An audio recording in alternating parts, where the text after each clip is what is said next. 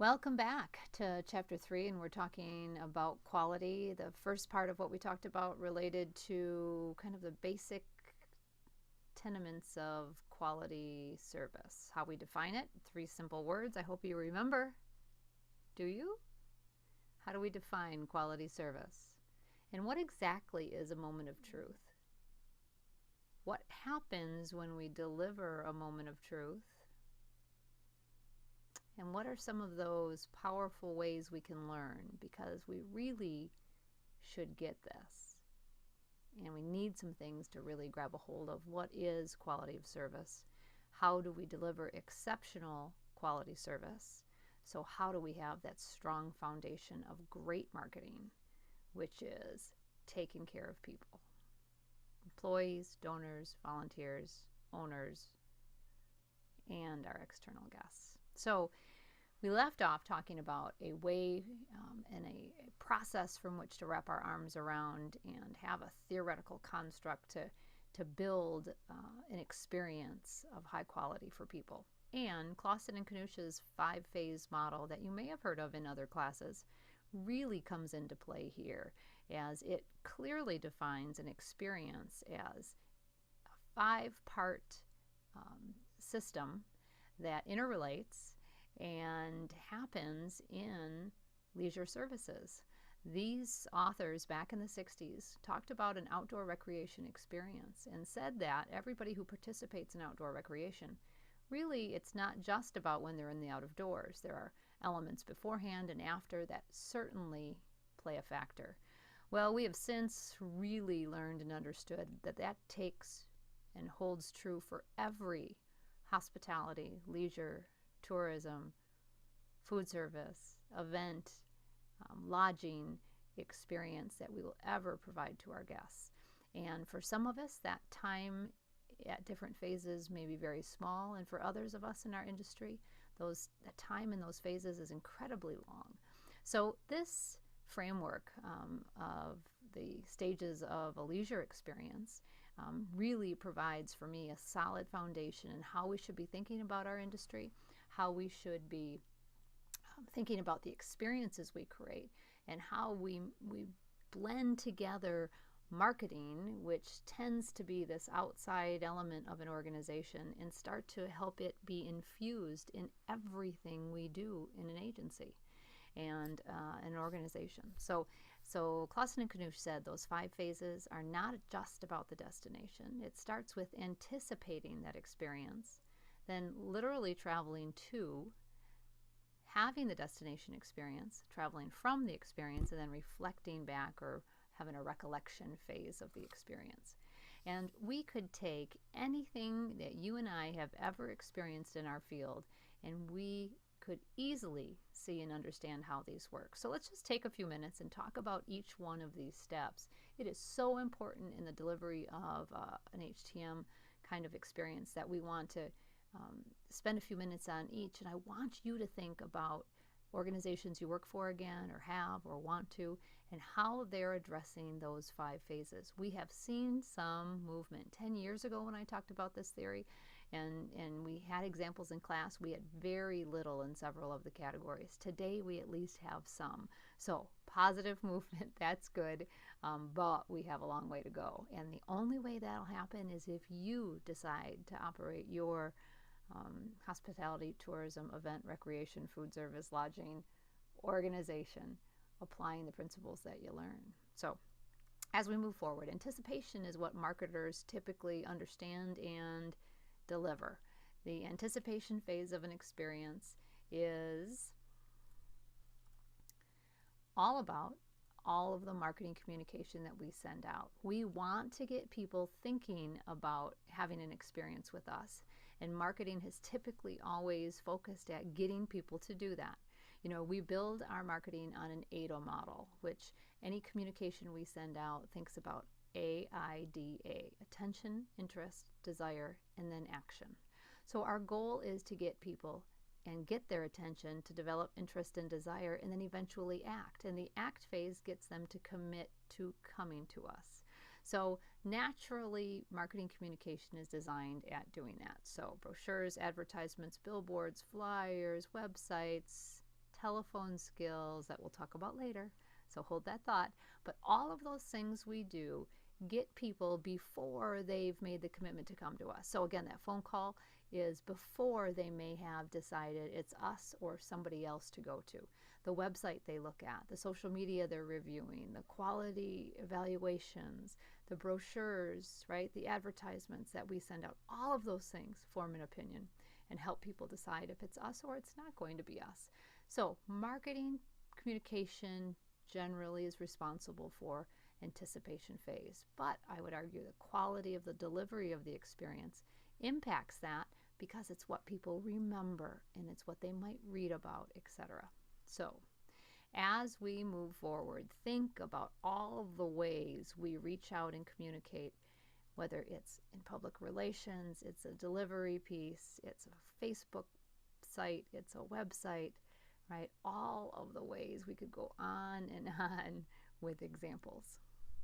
So travel to, then, is an often missed step of the 5-phase process. We know historically travel to meant the actual travel to. You physically needed to go from the anticipation phase to the destination. So it might be you going to work out in the morning and you've made a choice instead of studying or watching TV or doing something that you're going to go work out. So you've made that commitment, but you still have to get there. So you had anticipation phase, you saw something that sparked you, your tennis shoes in the corner, your alarm clock went off, something, right, got you ready to go. And before you arrive to do that workout, you're in that physical phase. Now that might be 5 minutes or 20 minutes, it might be longer, to get actually from thinking about it, committing to doing. Conversely, you're in the travel to physical phase, maybe 24 hours.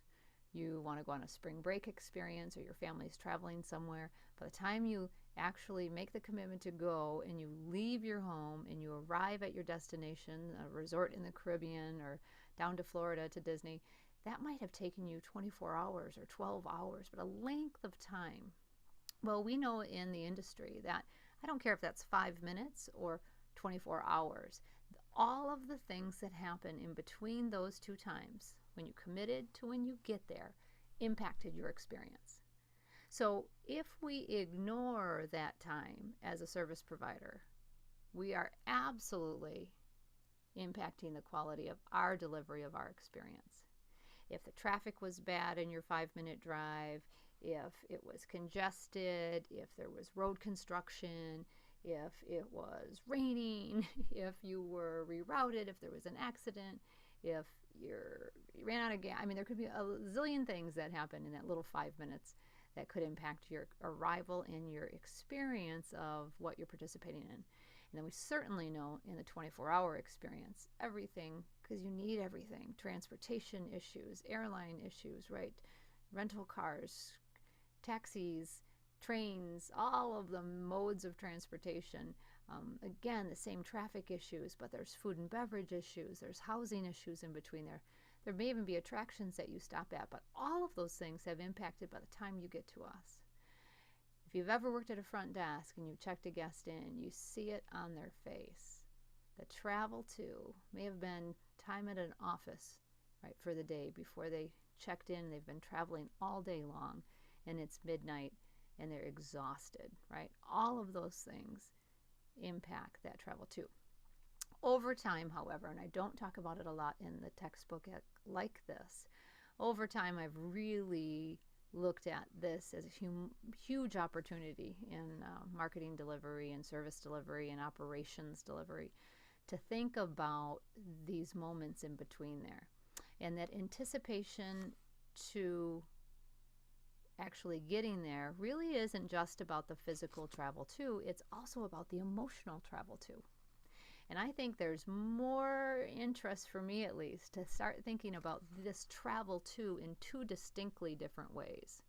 The travel to physical, we can help with better directions and signage and scavenger hunts along the way, and we can help with partnering up with businesses along the route so you could have a 20% discount at a food and beverage facility. You could do, again, and have service provisions along the way. It's what Disney does at the airport now, where you just tag your bag before you leave your home destination and you go to Disney and the bag arrives in your room. You don't go to the baggage carousel after your plane ride. You hop on a coach that Disney has special for you right at the airport, and your bag actually just gets to your room. That's assisting with the travel too. Those kinds of examples we're seeing more and more. The emotional travel too is where we have, I think, a real huge opportunity as well. Meaning you have made a mental commitment to participate in some activity, and you haven't started your physical travel to that place, but there's a distance in time that you're mentally engaged. And I'd say to you right now, if you have a vacation planned or a special experience with a friend or a family member coming up, you're already invested in that. You know, a weekend, 4 weekends from now that you've had concert tickets bought for 6 months. You're running a race that you committed to a year ago. You have a vacation planned with your family that maybe planned from last summer or may have been planned for years, but you are emotionally engaged in that experience already.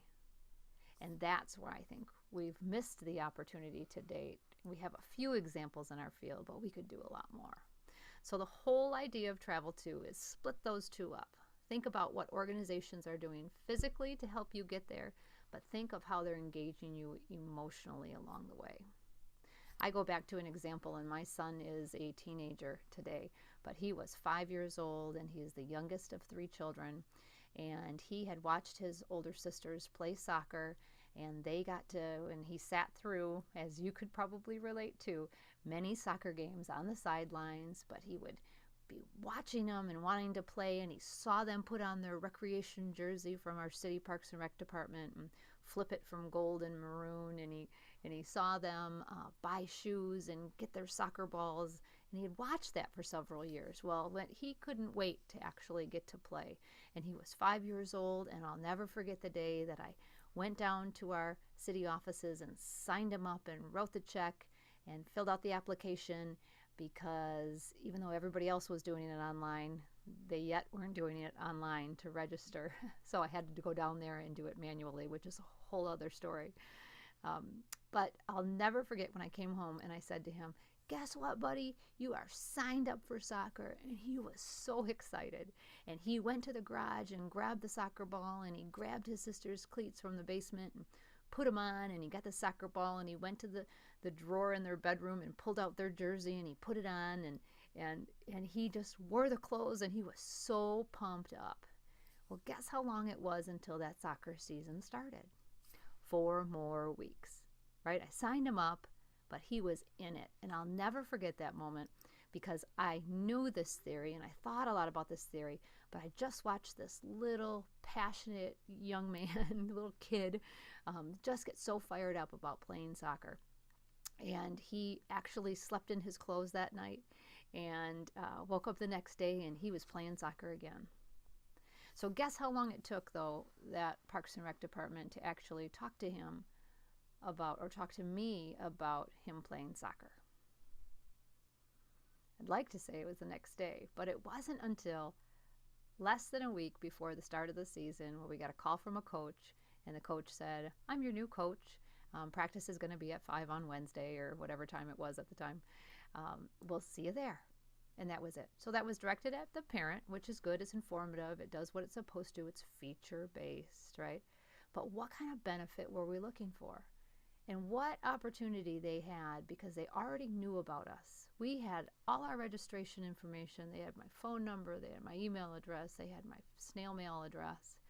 And if you take a step back and you think about the needs of the market, what do you think that 5-year-old needed, or what do you think the old mom needed, right, to really make this an exceptional experience? And that really doesn't cost a lot of money, and maybe not even a lot of time, but it does take brainstorming and thinking about doing things differently. You know, they've always done it that way. You registered, week beforehand, we put you on a team, we got you your team, functional, functional, functional. Well, if I asked that Parks and Rec department, why are you doing what you're doing? I venture to think they would say, We want to influence young people. We want them to socialize. We want them to have fun. We want them to be engaged and live happy, healthy lives as part of a team, and on and on and on. I hope why would be really strong, but their why and their delivery operationally do not match. I hope you're with me. But let's just brainstorm for a second all the things they could have done to address our needs, because he was already engaged. He was in the experience. They were just not in it with him. So they could have sent him a quick little YouTube video on, here's how you learn to dribble, because you already know the 5-year-old isn't going to know how to dribble, let alone pay attention. So they're already there. Why not? Or here's the kind of equipment, an email that says, here's the kind of equipment that you might want to look at obtaining, but we'll have it available at practice, so you don't need to buy it. Here's the weather report coming up, so here's what's appropriate to wear. Here are videos of soccer players, and watch the game being played so they can get excited. There are so many things they could do to help us be better prepared and better engaged in the experience with them. So I want you to think of an example or examples of times people have been there with you along the way. We always pick on Disney in a good way because they really are exceptional at so many things related to marketing, and certainly about the quality of the experience. And one of the things they do is actually send things to people in advance. I'll never forget the first DVDs I got. I had booked a Disney vacation, and I got DVDs in the mail on every one of their parks. Well, how brilliant was that? Because guess who wanted to watch the DVDs? The littler people in my life. And guess what they became? Marketing experts about every one of their parks. They didn't even know about Blizzard Beach, but they knew about Blizzard Beach after those videos because they were engaging and lively, and they were like a Disney cartoon or a Disney movie, all their marketing materials. It was brilliant. It was brilliant. And today, again, that customizable approach that they do, and I shared in a past video, it's really, really brilliant. But why can't we all do that? And why can't we be really great at this travel too? One of my friends, I talk about these 5 phases often, as crazy as that is, right? How'd you like to go to dinner with me? I'm talking about the 5 phases of a leisure experience. But it really is fascinating because it gives a construct, and again, a base of something to grab to help us be better at defining our why and tying in operations and marketing together and integrating. So I'm with a friend, and I've talked about these 5 phases for many years, and just a couple years ago she sent me an example by email. She said, you're not going to believe it, but I finally saw an example of that travel too. And she's a marathon runner, and for anybody listening to this, if you're a runner, you commit, you're anticipating that, and people get you literature maybe a year in advance, but certainly months in advance, depending on the length. If you're a marathon runner, it might be a year. Half marathon might be a year. 5K, maybe you don't have that long of a commitment in advance, but maybe not. Maybe it's your first 5K, and you're going to spend months engaged in that experience. So the actual travel too, from commitment again until you run that race, can be a month or two, or it can be a year, or maybe even multiple. So emotionally, you're engaged in that, but very physically, you're engaged in that experience too, because you're having to train and become prepared for that race. So she's a marathon runner, and she sent me an example in the mail of the first race out of all she had done over the years that finally started to talk to her in between committing and running. And it was an email directed to her. They sent her an email once a month. She was running a full marathon once a month about different aspects of the race to help her be prepared. And let's just think about it for 1 minute. What would a runner want to know and learn about? And you, the running expert company that's putting on this race, expert runner, whether I'm first time or I'm 10th time, what kind of information could we come together on? Because I need it, you have it, and I'm either finding it on my own or not getting it, or you could be the service provider to make and again deliver beyond my expectations, because I don't think you're going to do it because nobody's doing it. So her first email, it was one email, and then subsequently they became more sophisticated, and eventually in that same race, just this last year, she got a monthly email from them in advance because she had booked that race 6 months out. Because if you book out farther, you get a discounted rate for the race. So how smart is that? I'm going to save money.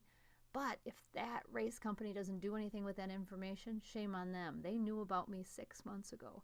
They should be talking and engaging, so we're in this together.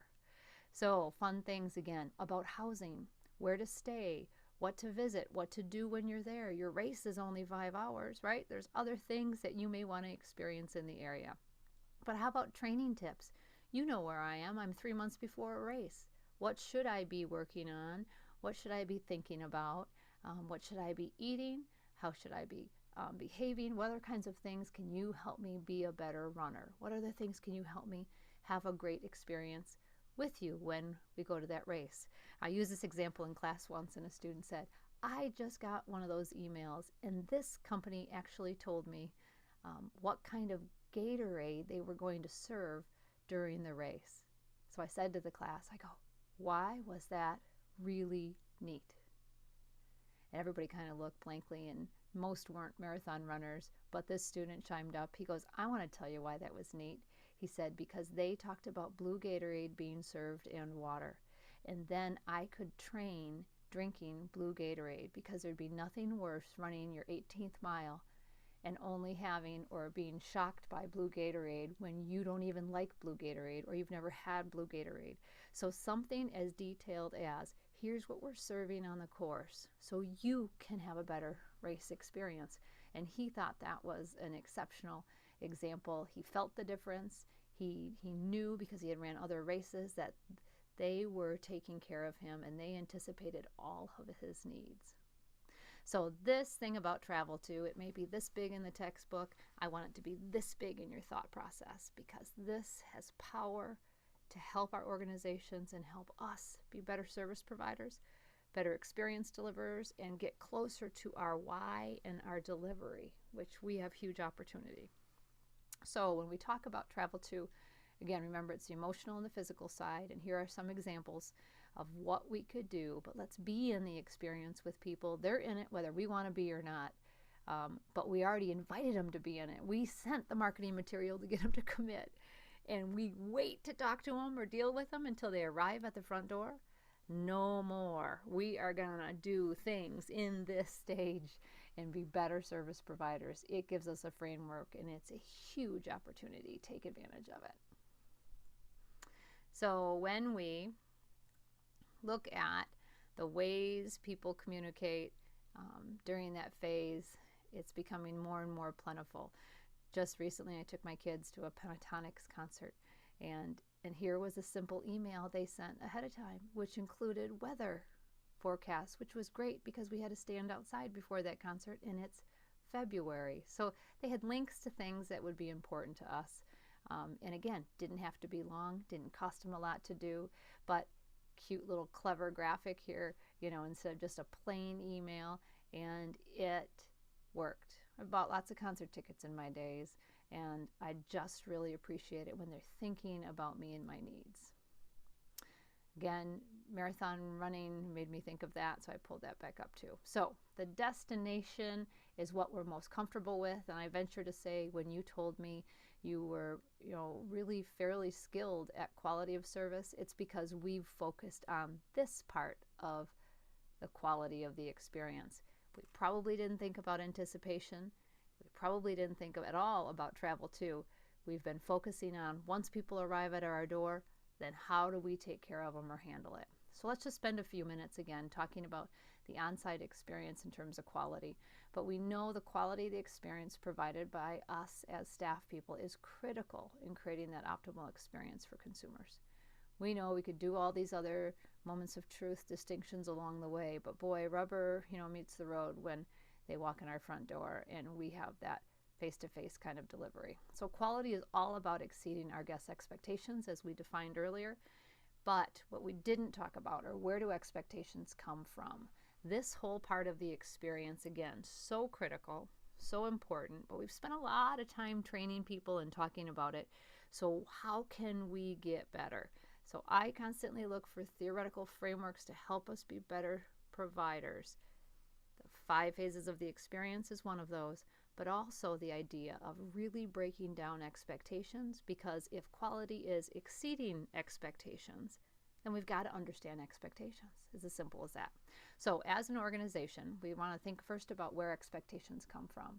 And if I said to you, what did you expect from this online class? What are your expectations for this class? I would say to you, well, what are you basing those expectations on? So for some of you, because I know who's in this class, you've had me for class before. So you'd have an expectation of a class because you've had an experience with me. So if I wanted to learn about your expectations, I would have hoped in your past experience with me, I would have surveyed and asked you, because then I'd know what you'd expect. I'd know what you liked and you didn't like, and I'd have a sense of things that worked with you. So we're going to talk about the 6 places expectations come from, but I want you to just think about, what do you expect when you go to Disney? What do you expect if you were going skiing out west? What do you expect if you're going to a fine dining restaurant in town? Right? You're always forming those based on 6 different things in general. So one is, you've been to the site before. I've been to Disney. I've been skiing out west, right? I've been to that fine dining restaurant. I've been in class with you, Patty, right? That's the kind of idea. So if I want to understand your expectations and you've been with me, you've been to my facility, I've served you before, I better have a survey process to understand how satisfied you were with the experience. So, step 1. Step 2, you may have never been to one like me, but I can base some understanding of your expectations because you may have been to other facilities like me. Amusement park, you've never been to Disney, but you've been to Cedar Point. So I should investigate then what those competitors or benchmark organizations are doing, so I have an understanding of what you'd expect from me. You've never been to my fine dining establishment, but I sure better understand the other fine dining establishments around me, so I understand what customers will expect from me. Okay? Even doesn't mean I'm going to do that kind of service delivery. It just means I know what to expect, so I can prepare everything about my competitive advantage or unique aspects, because I know what everybody else is doing. Again, I mentioned week 1, there are a few things. I will not make marketing decisions for an organization or with an organization until I gather some information. And one is competitive information. What are the people like us, or our customers' eyes that are like us, doing? Secondly, what do our customers say about us, right? So these first 2 things help me define expectations so I can understand how best to position our agency and, again, exceed expectations and communicate effectively. The third things we say expectations are formed from are our marketing communication or our advertising. Just meaning, again, all those things in anticipation. I send out a brochure. I send out a flyer. I send out any of those items. I am creating expectations in your eyes. So you may have never been to my organization. You may have never been to anyone like me, but I send you material. You look at my website, right? You get on social media, and I am creating expectations by the language I use, the pictures I use, how I lay things out. I learned early on in my career the power of this. When I worked for Marriott and had moved to the Courtyard by Marriott division, managing those 15 hotels, I was walking by one of our front desks and I heard a guest check in, and I heard the front desk clerk working with the guest, and the guest said, this was a Michigan hotel down in the Detroit area, and it was a Michigan hotel, and we had 200 hotels in the nation at that time, all corporate owned and managed. They were identical, cookie cutter, not like Courtyards are today. They were literally same bricks, same design, all centered on a courtyard. And that was one of the important elements of a Courtyard hotel. Travelers wanted consistency. They wanted to have the same thing no matter where they were traveling, especially for frequent business travelers. So I was in California or Maine or New York or Florida or Michigan. I knew where the soap was. I knew where the restaurant was. I knew where everything was because it was identical with one exception. In northern hotels, there was an indoor pool. In southern hotels, there was an outdoor pool. And it literally was the only exception with any of the hotels.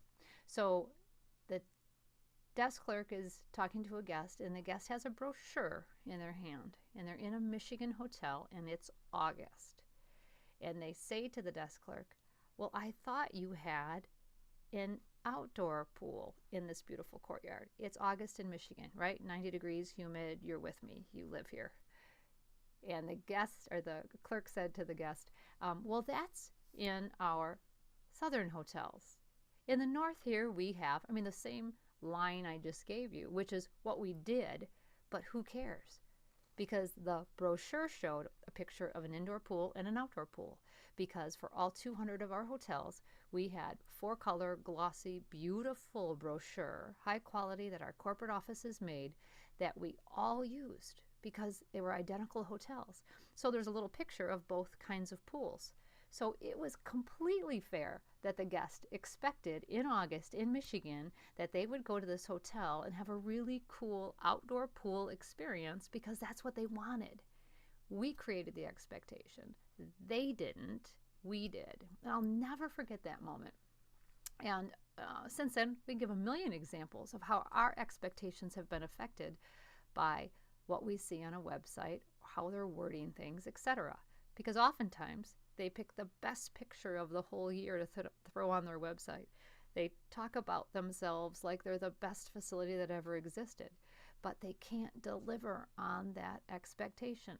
So it really concerns me of the language that we use in our marketing material and how we present ourselves, because if we can't deliver on that, it doesn't matter. We will fail more by setting an expectation and getting here, because now we have a negative quality of service experience. And how many people will you tell when you have a negative experience?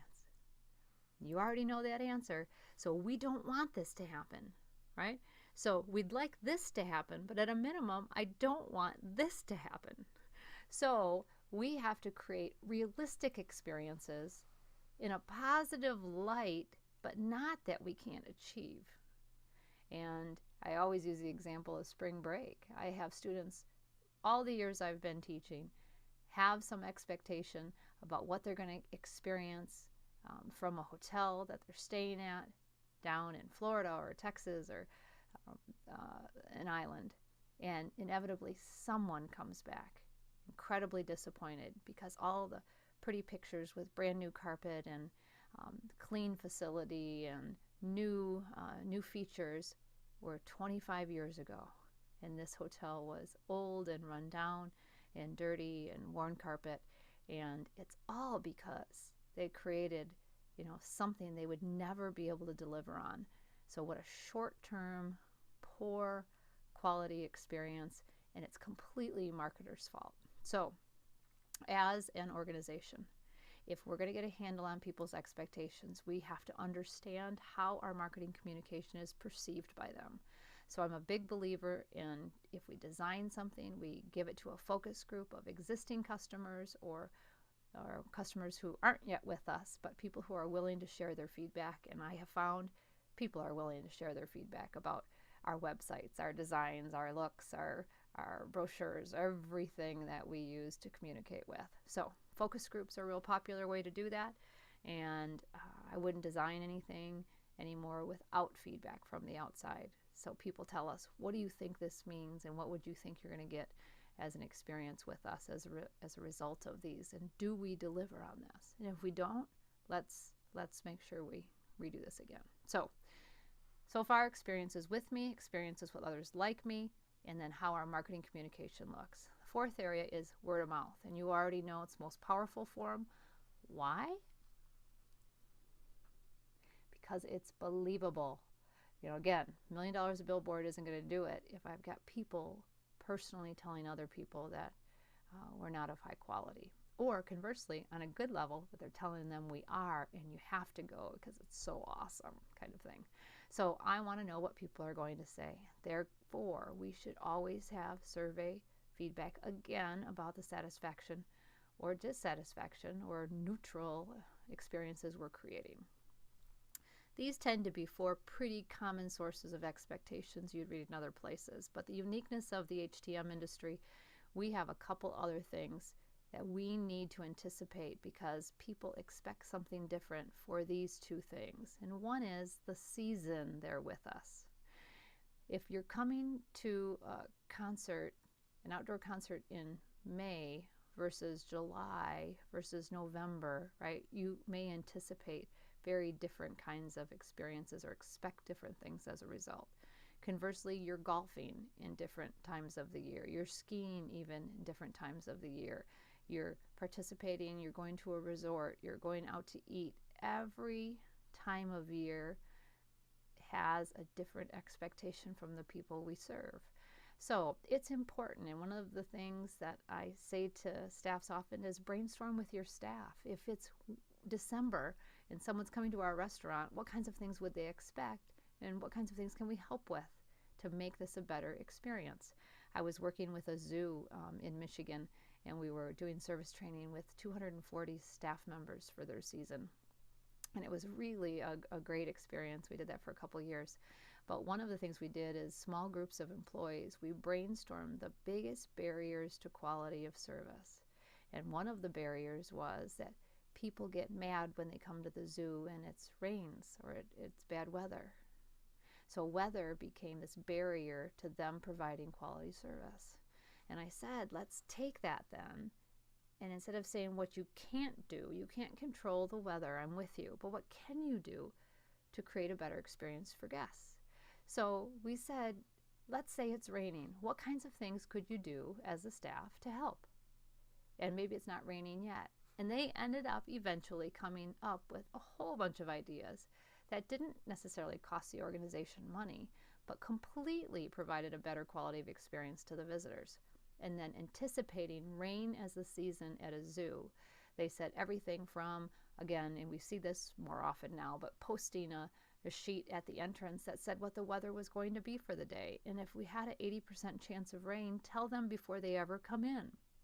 Secondly, maybe we create a policy that isn't so negatively rewarding that, I'm sorry, act of God, you've paid, we're not going to give you your money back. We see this in golf courses and zoos and attractions. They don't let people have the experience because they just take their money and then they say, so sorry, the weather's been bad. Well, we've seen some organizations get a little better with that and actually say, well, we're going to give you 2 tickets, if there are 2 of you that paid, to come back again. And yet other organizations fully refund their money. So I'd say to you in those 3 examples, what do you think the staff said at the zoo that they should do? Because really their policy at the time was, I'm sorry for your bad luck, but it rained and come again, we hope another time. Do you think anybody's going to want to come there and take the risk with you? And even if you gave passes to come again, what happens if they're from out of town? What happens if they were, this was a one-shot deal because the grandkids in from California to visit. Why would we do that? Why wouldn't we rise to the highest level to be concerned about them having a great experience with us? Because if our why was in place, our why, and really what we wanted were people to come to us and have exceptional experiences, we would do anything in our ability to make sure that happens. Because do you think people are going to think badly of us if we give them their money back so they can come back again and spend their money to have a really great experience if they didn't like this one or if the rain detoured them?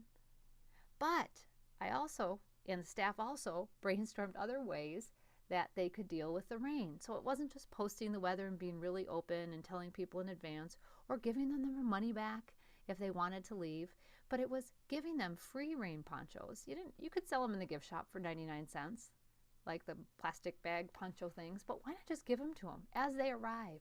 Let them know there's an 80% chance of rain. Here's the poncho for everybody in your party. Just put them on, and I'm going to tell you the zoo is even more exceptional in the rain because guess what the animals do in the rain? I love this pausing because I think you're answering it. But what happens in the rain? The animals come out. To see a zoo in a 90-degree day, which probably is a popular zoo day or an 80-degree day, right? A hot day is not a great day to go to a zoo because what do the animals do? they lay around in the shade behind a tree, right? They're not doing anything. But in the rain, where it's a little cooler, it's a great day to go to a zoo. So we've seen organizations even have a stack of umbrellas. Let people, when they walk in your facility, take an umbrella, and you're going to put your big old logo all over that thing. So guess what? In the rare likelihood that someone would take one from your zoo, then let it be. Because what great promotional advertising, walking around with this big old zebra or giraffe or elephant or whatever animal that has your logo all over it. Let them do it. Because do you know what the research says? How many people will really try and get you? Who will try and steal things from you, cheat you out of things as an organization? Out of 100 people who are dissatisfied with what you're doing, how many are trying to get you?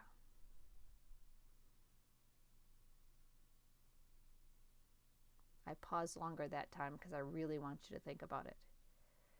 The research on average is 3 to 4 out of that 100. And if we start managing our organizations toward and having policies toward those 3 to 4 people, we are going to mess with the other 96 or 97. And it's not worth it.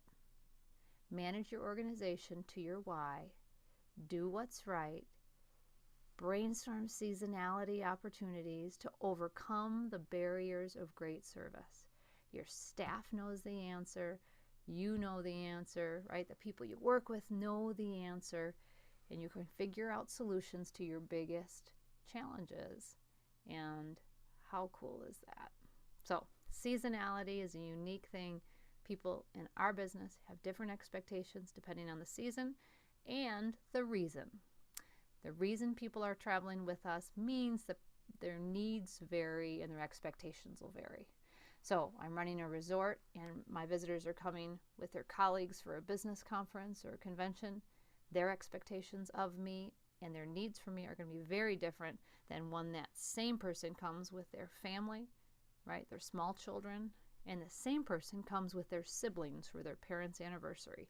So who you're traveling with and the reason for your travel really will change what you expect from me. So again, important that when we're gathering data about people's experiences, we ask them why they traveled with us and who they traveled with us.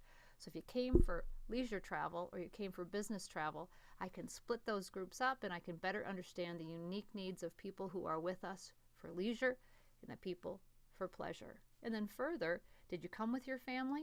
And if you came with your family, how do you feel about this experience versus if you came with your colleagues or you came with your friends or you came with others? You came alone. So I want you to think about, and this to me is a very important table in our understanding of marketing, understanding of the quality of the experience. So chapters 1, 2, and 3 kind of all together. But the left-hand column are where expectations come from. The right-hand column are tactical, practical things as an organization we need to be doing if we want to better understand people's expectations and if we want to be better quality of service providers. If we're not doing these things on the right, we are going to continue to be challenged and plagued by poor quality practices or iffy quality practices, etc. So spend a lot of time on this. Again, not a lot of time in the book. It's incredibly important. Please think about it. Think about how organizations are or are not using these tools. As we move forward, again, I had to bring a Shepler story in, but this was of a brand new baby and them creating an experience out of something that happened in the operation. You can read the quick story, but to get it to you, they actually had a baby last August born on the dock, on the boat. And they made it to the boat seconds to spare before pulling from the dock, and they were able to get an ambulance called, and this baby was born. So this baby, they took that into a social media storyline and ended up on Facebook and their Twitter, and this is the Shepler baby to them. But they, a few days later, awarded this baby free transportation for life as her welcome to the organization, But you saw even on their social media how it bonded employees, how it bonded customers, and it certainly gave them newsworthy, interesting, fun, positive things to talk about. Nothing about the boat business, everything about people and humans and interacting. So I pulled that post just to share that with you as well. Other things organizations are doing to create that kind of personalized experience, and I actually brought mine here because I keep it, and I'm reminded by what a clever promotion Coke did with beverages and personalizing across the country. And I put this post on my Facebook a while ago because I found myself sorting through Coke bottles looking for names because I didn't want to buy one of people. It reminded me of something. So I found myself searching through the cabinet, and I felt really guilty, and I was giggling every time I did it. So I finally, as you can read, I finally asked the gas station attendant, and I said, please tell me I'm not the only one that does this. And she goes, no, people do it all the time. So it was interesting to me when Coke recently, got rid of the whole promotion and quit doing it. But what did you see? They started back last week again. They're doing it again. And they've gotten more sophisticated, and they have way more names to pick from now. They've really expanded on it because it worked. It personalized the experience in the sea of the beverage industry, and just really fun. So on this day, I bought a Jessica, and I decided to tag all the Jessicas on my Facebook and just say, thought of you all day, thought of every Jessica I knew. And just a fun, clever, different way to do their business. So the destination. So we always don't get it right, though. And so guest dissatisfaction, as you and I know, because we've been in service industry our lives, or most of our careers probably, they come actually from several different sources. It can come from employees. It can come from the physical environment. You didn't like the hamburger I made. You didn't like the cleanliness of the bathroom. It can certainly come from other guests. We know this in the lodging industry specifically. It could be the room next door. It could be things that are happening, throughout in the pool area, throughout the facility. We know that happens. And then overall, it could be just our products or services. We're not offering what we said we were, etc. But where is the number one source out of these four of guest dissatisfaction? Is it in products and services that we provide as an organization, or is it from other guests or employees? What do you think?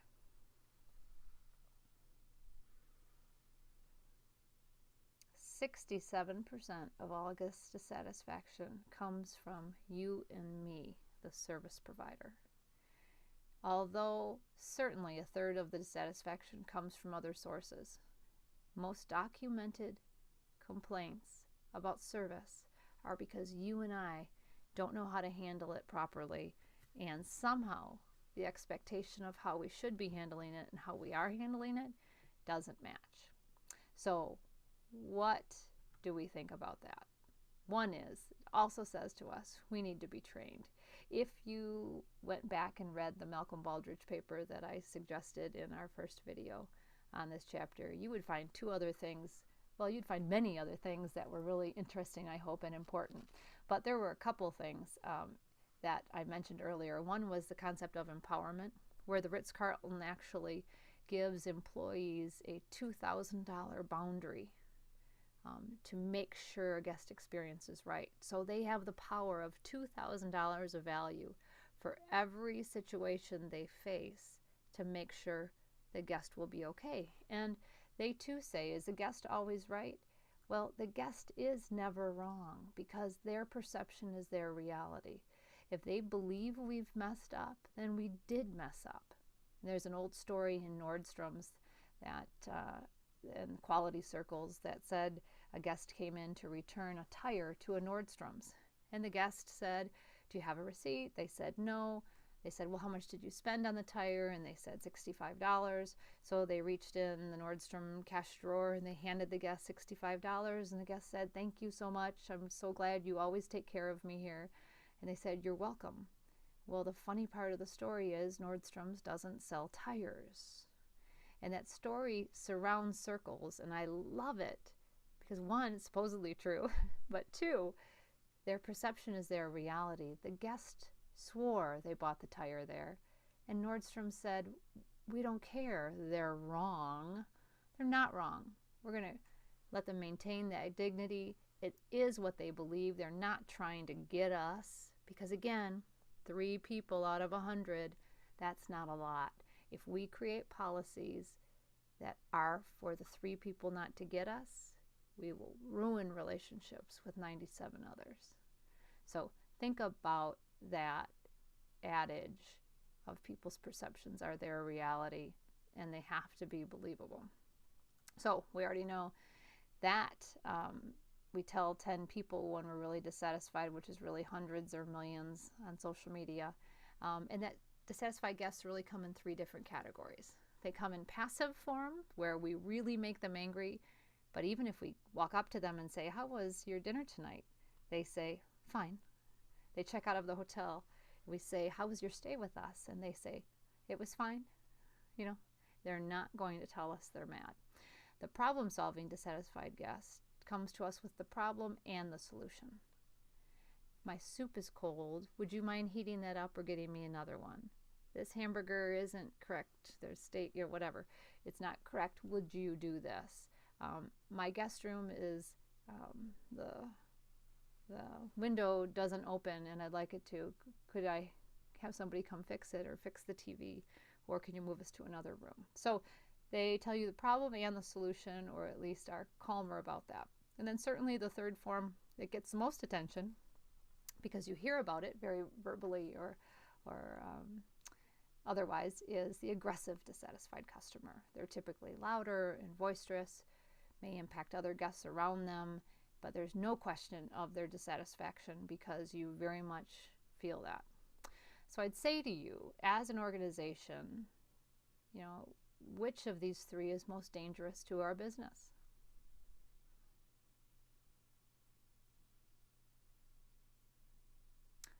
Sometimes people say the aggressive dissatisfied guests because they're making the most noise or impacting other guests. Nobody ever says the problem-solving guest, you know, the one who's more calm. But the right answer in this case is really the passive dissatisfied guest. They are most dangerous. Why? Because they're not telling us there's a problem. I'll take one of those aggressive guests any day. It's not easy to handle, but boy, am I thankful that they're willing to tell us we messed up. In their eyes, we messed up. The problem-solving guest, equally, I have to give as much consideration and thanks to them. Just because they're calm doesn't mean they're not equally as likely never to come to us again if we don't take care of them. And the passive dissatisfied guest is the one who made us feel like everything was okay, but they turned around and left and told a whole bunch of people. So they did not give me the chance to recover, and that will be deadly to us. So knowing that, we have to have means of not only learning how to better handle situations that aren't easy for us with a aggressive dissatisfied guests. What are those techniques? And in this chapter, talk about that. And I imagine most of your training in guest service has been around dealing with difficult kinds of situations that you're faced.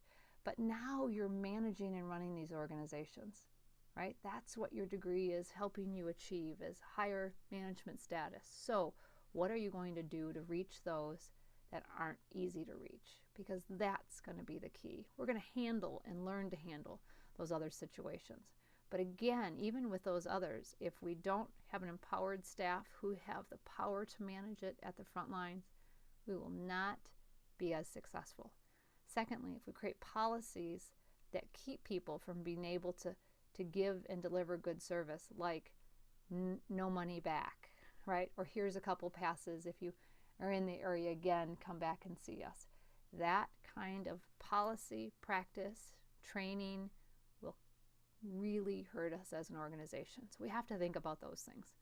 But reaching passive guests, we're going to have to, first of all, look at what they're saying online. A passive guest, we never tell you and me, but they may certainly write about it in a blog, online, on their Facebook and social media, even on our website that critiques our performance. So I need to have a management system in place in my organization that regularly looks for feedback on all of these sites, responds to it, addresses it, seeks these opportunities as opportunities, and what a chance to learn and grow. And if we recover, or I'd like to say when we recover from these situations with guests, we will have a guest for life, because there aren't many organizations who take care of people like that. And this would be a really smart strategy as an organization to actually dedicate time and effort to making sure we've reached those passive dissatisfied guests. And I venture to say, as we focus on it, it will minimize, because we will become better service providers as a result. And the ultimate goal would be to eliminate dissatisfaction. Chances are, because we're human, that will never happen, so we don't want to set that up as a goal, but we do want to continually strive and improve on the number of complaints or the number of things we have, and improve our whole system by what we learn, and better ways to operate. Questionnaires, again, if I go back to where expectations come from, and if I'm wanting to know what people expect, I'm going to hear feedback that of things we don't do well and things we do well. Things like mystery shopping, where we have survey research being done as people pretending to be customers, and they get a critical look at our organization from the eyes of a customer at the same time, which we're going to be doing yet today, or this week, I should say. Proactive hospitality steps. We see this as fairly common in our business, but the old lobby lizard, where a manager hangs out in the lobby and talks to guests and meets them and greets them on their way in and out of our properties, or at a restaurant when a manager comes up and sincerely asks each guest how their meal was. How was your pasta this evening? Please tell me what you think about your experience tonight.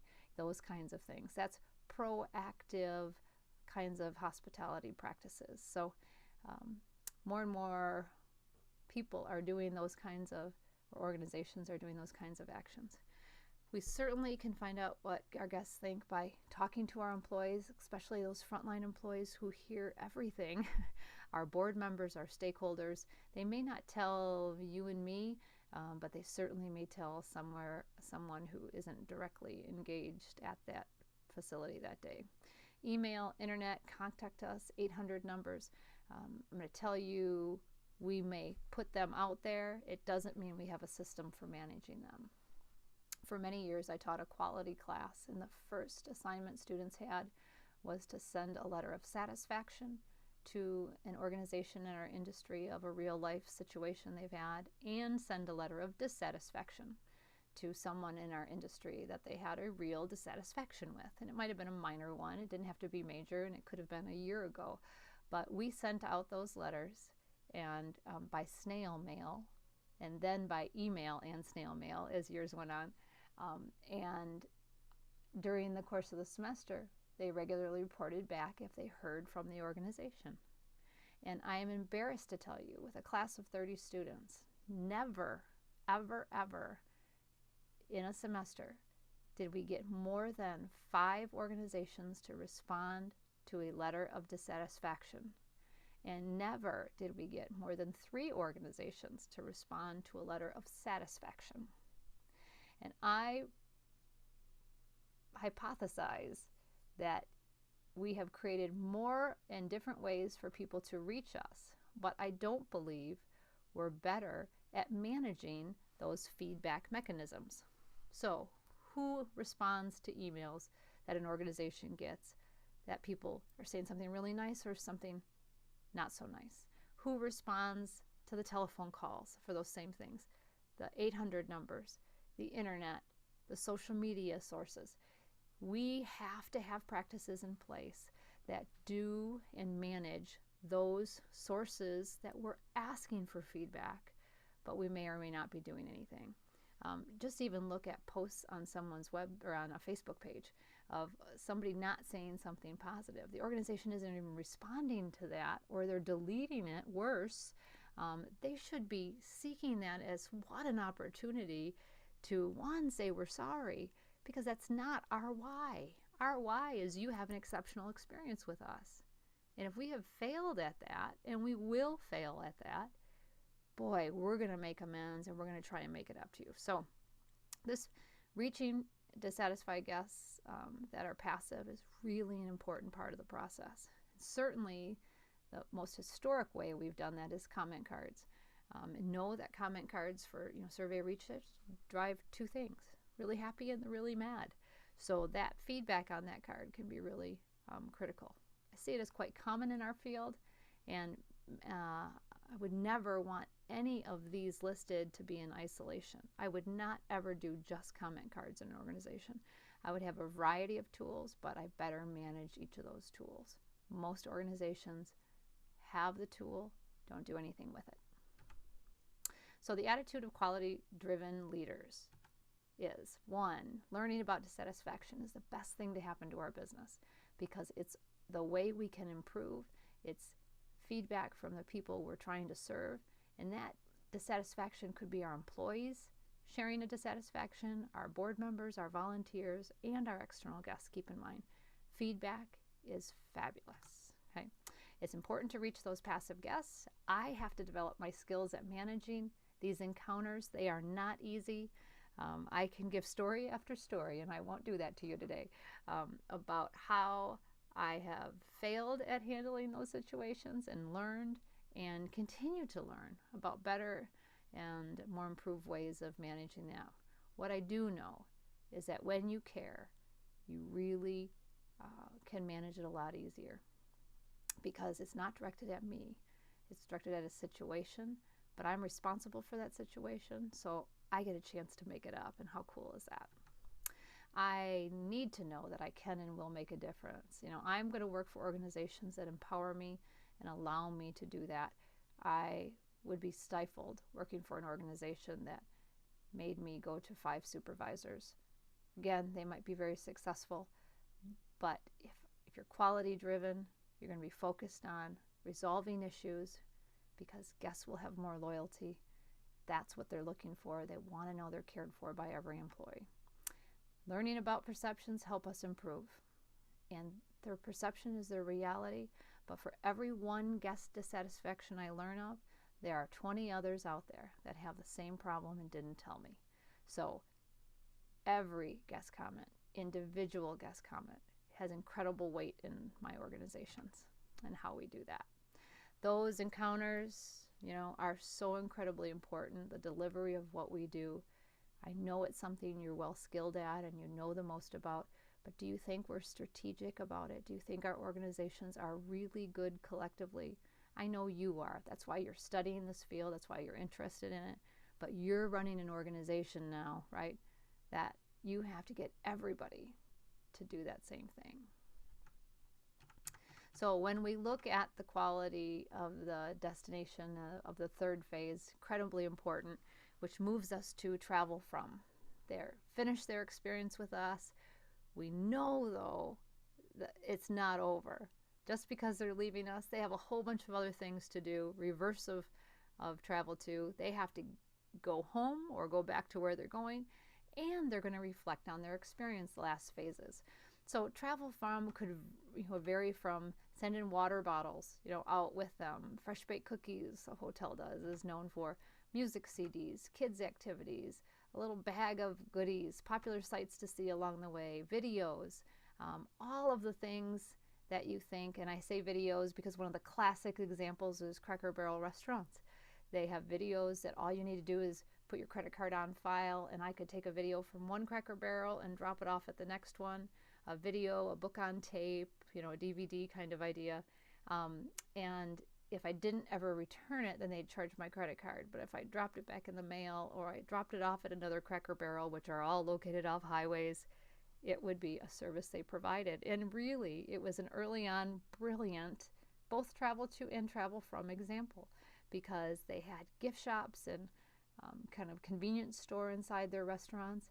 And so even if I was just there to drop it off, do you think it probably meant people were buying gum or they'd buy something, or even if they just dropped it off, they were thankful for that service that impacted their time when they weren't with us, but that they were engaged in an experience, right? So lots, not many examples, I should say, in our field, but hopefully growing and growing more. Recollection, we know we're all in. We are an intangible experience, as we know. So people reflect back, and largely we'll see it in things like a questionnaire survey, photographs, thank you letters, telephone calls, promotional materials, right? Birthday and anniversary cards, etc.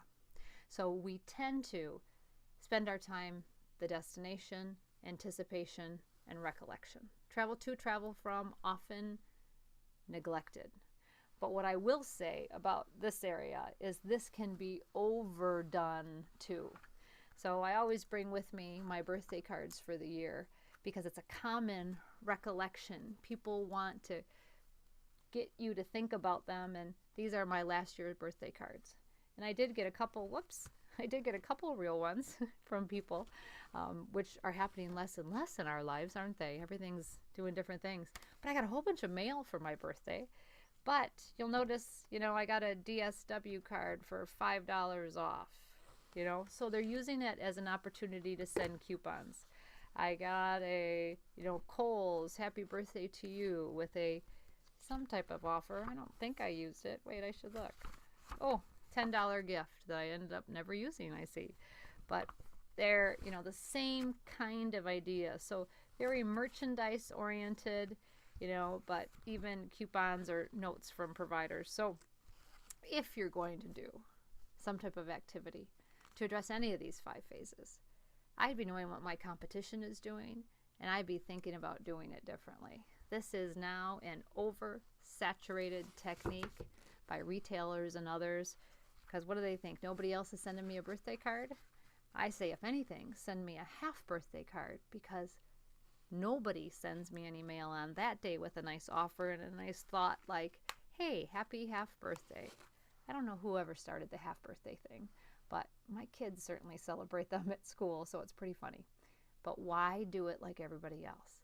So even with the other, kinds of ideas, we don't even necessarily can't make money on these things. We've seen the cruise line industry make lots and lots of money on photographs. But the better part of that was, not only was it a revenue stream, is people put those pictures in frames and on their fridge after that cruise experience, and they thought about that experience over and over again. And if it was a really great experience, then that was good news. They were thinking about that in a positive way.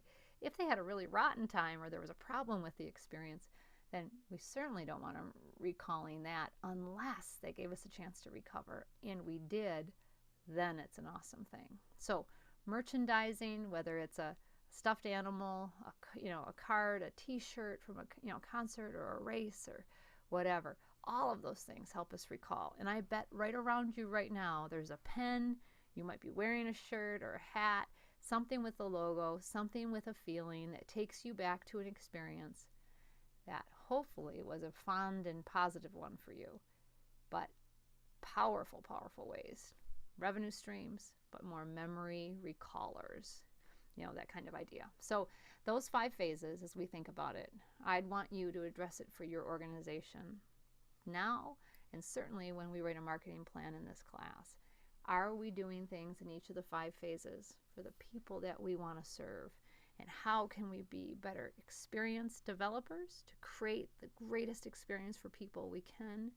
And how can we deliver that experience at a high level, exceeding their expectations, so we can prove our why, right? And be a great service provider to make marketing so much easier for my organization. Because when we tell people about it, we give it to them and some. So the elements of a quality service system is this continuous improvement mentality. This isn't like a one-time shot in the dark, do a training class and think everything is going to be okay. This is service recovery systems. What happens when we get a guest complaint? How does it work through our recovery to make sure we've made it up to that guest and we're in a good place, and that we've learned from that experience to improve as an organization. Constant evaluation, utilizing various methods.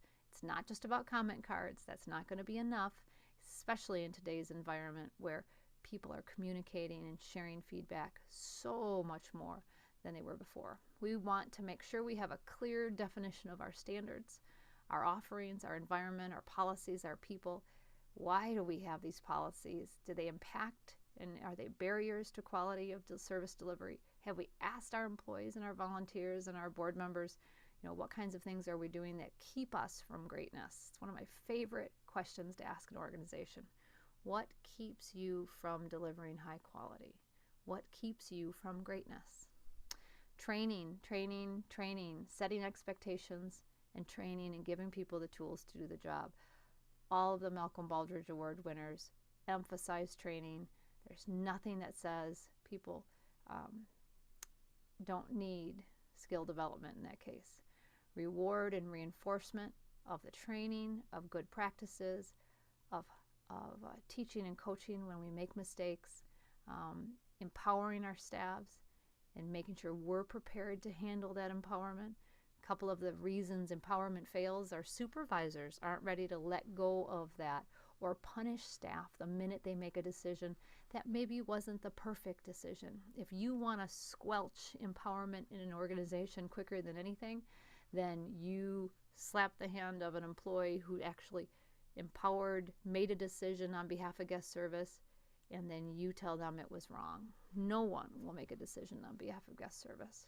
So again, coaching and rewarding the fact that they were brave. Organizations in the past used to be really afraid of empowerment because they thought that people would take advantage of them. We can't give an employee $2,000 a day of a boundary to take care of guest service. People hear Ritz-Carlton's practice and they think it's crazy. But guess what? Ritz-Carlton employees aren't walking around giving away $2,000 a day to every guest. They're taught how to use that power. They're coached, they're trained, but when they need to use it, they use it. And it's really a powerful example. So I've seen organizations like a YMCA have a boundary of $100 because most everything that a Y would do, $100 is a lot of power. So $2,000 when your guest room costs $500 a night is appropriate as well. And then elements of the quality surface system is going to reevaluate and make modifications every time. Constant evaluation, here's a quick example of measurement on a regular basis of what kind of feedback systems are we at, do we have on this left column, online comment cards, letters and emails, who's responsible for the data, how do we process it, how are we going to learn from it, right? And a simple chart like this could be a great quality systems analysis for an organization to better understand how they're managing information that's coming in to help them improve. And then the simple example of a quarterly dissatisfaction analysis that we actually plot why people are dissatisfied so we can break down further, that kind of dissatisfaction. That kind of attention to dissatisfaction will help full circle with awareness, improvement, commitment. So often we just try and put out the fire and it's a slow burning fire that's never going completely out until we really address it organizationally in that kind of quality process improvement mentality. So what we've, I know, spent a long time on, and I apologize, but I really don't apologize. I can't say enough about the 5 phases of an experience and how we have tremendous opportunity to be better service providers and better experience creators in chapters 2 and 3 to allow us to really create a great experience for people that we can go out and communicate and have a return for that investment. The one last section of this chapter that I want us to look at is taking one single act of service and asking you to measure it and record some data, and I'll share why next week because it's an ongoing research study, but I want to show you how the telephone skills alone, the one little tiny distinction or a moment of truth in a service experience and the power of what we can learn in a quick 3-minute phone call to an organization. So what I'd like you to do is first think about being a mystery shopper. Your task for next week in the assignments is to think about mystery shopping, and you can see here that we're going to act as real service or real customers and we're going to observe the service on the telephone that's being conducted.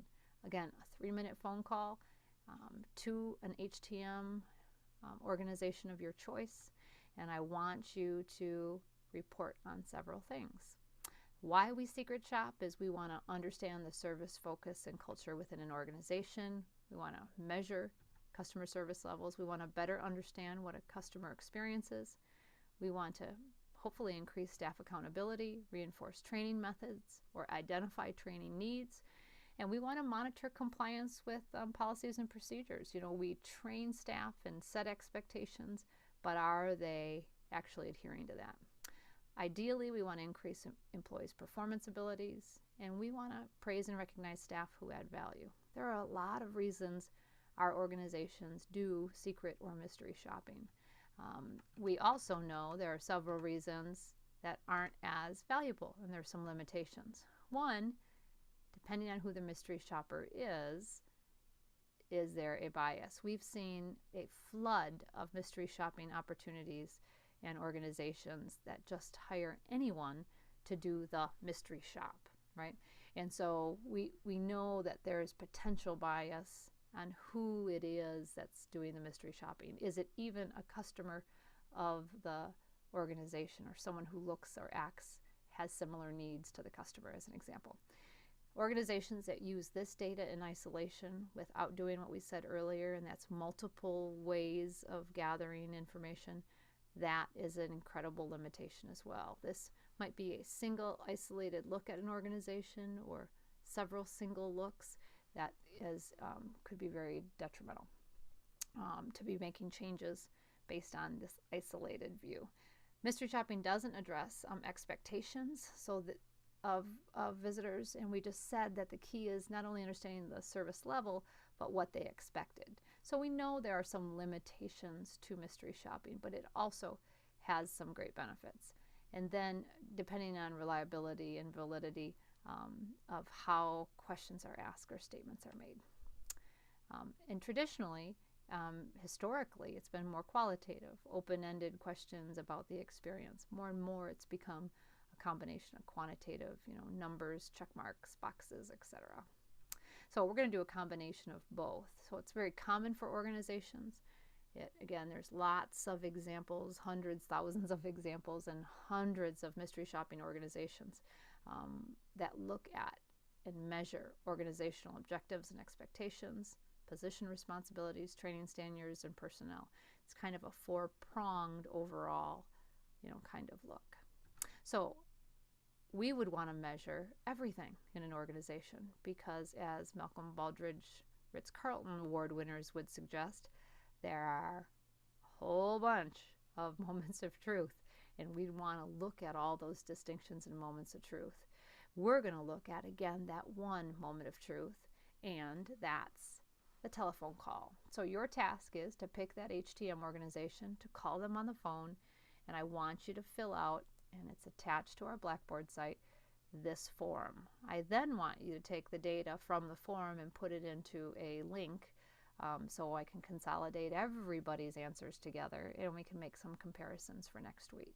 So call the site. I want you to record what kind of site it was, what part of our organization, or our industry, I should say, number of rings.